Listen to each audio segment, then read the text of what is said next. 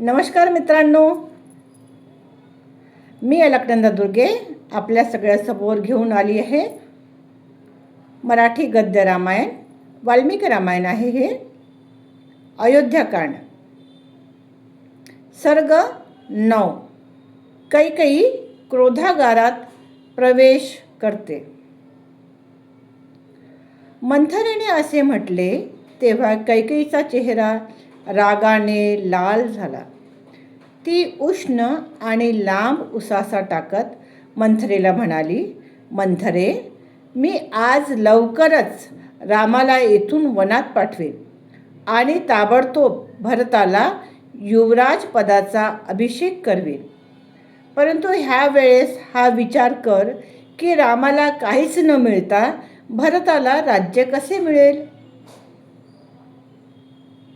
राणी कैकेयी अशी म्हणाली तेव्हा कुमार्ग दाखवणारी मंथरा रामाच्या हितावर प्रहार करीत कैकेयीला म्हणाली, कैकेयी राजकुमारी, ठीक आहे, आता मी काय करते ते तू पहा. ज्यामुळे फक्त तुझा पुत्र भरत ह्यालाच राज्य प्राप्त होईल असे माझे म्हणणे ऐक. कैकेयी, तुला आठवत नाही का की आठवण असूनही तू माझ्यापासून ते लपवून ठेवीत आहेस, किंवा ज्याबद्दल तू माझ्याशी अनेक वेळा चर्चा केली तेच माझ्याकडून ऐकण्याची तुझी इच्छा आहे. विलासिनी, ते माझ्याकडून ऐकण्याचाच जर तुझा आग्रह असेल तर मी सांगते ते ऐक आणि त्याप्रमाणे कर.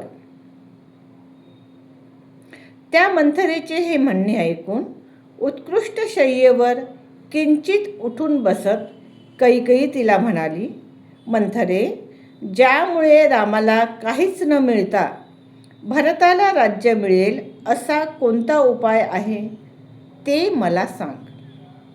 कैकेयी राणीने असे म्हटले तेव्हा कुमार्ग दाखवणारी मंथरा रामाच्या हितावर कुठाराघात करीत कैकेयीला म्हणाली, कैकेयी, पूर्वी देव आणि असुर ह्यांच्या युद्धाच्या वेळी तुझा पती तुला बरोबर घेऊन राजर्षी देवराज इंद्राला मदत करण्याकरता गेला होता.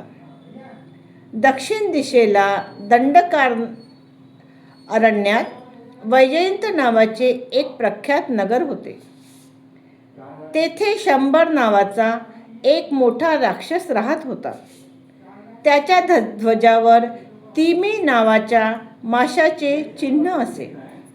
ते मायेचे शेकडो प्रकार जाणणारा होता. देवाचे सैन्य त्याचा पराभव करू शकले नव्हते. त्या शंभरासुराने एकदा इंद्राशी युद्ध सुरू केले.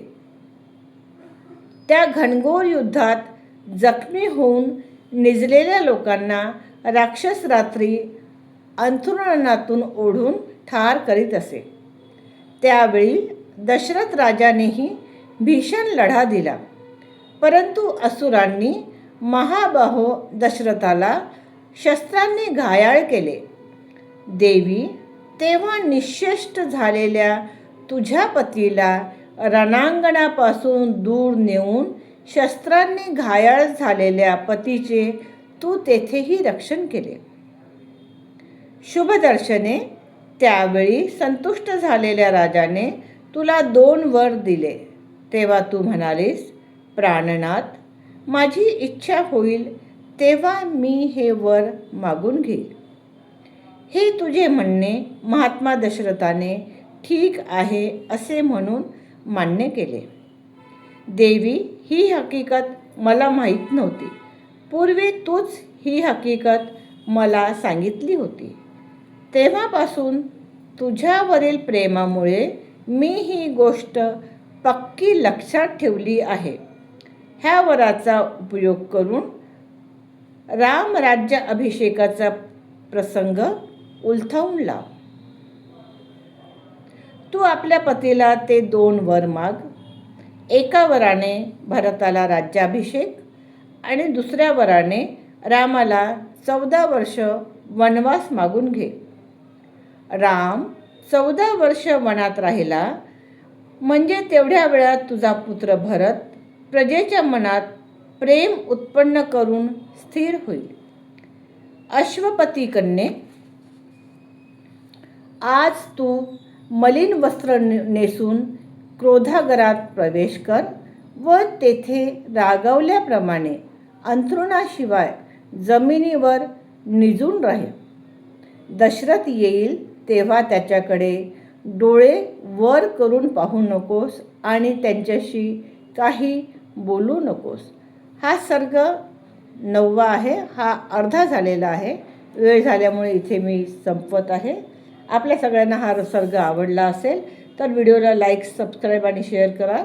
पुन्हा भेटूया रामायणाच्या पुढच्या भागात. धन्यवाद. जय श्रीराम.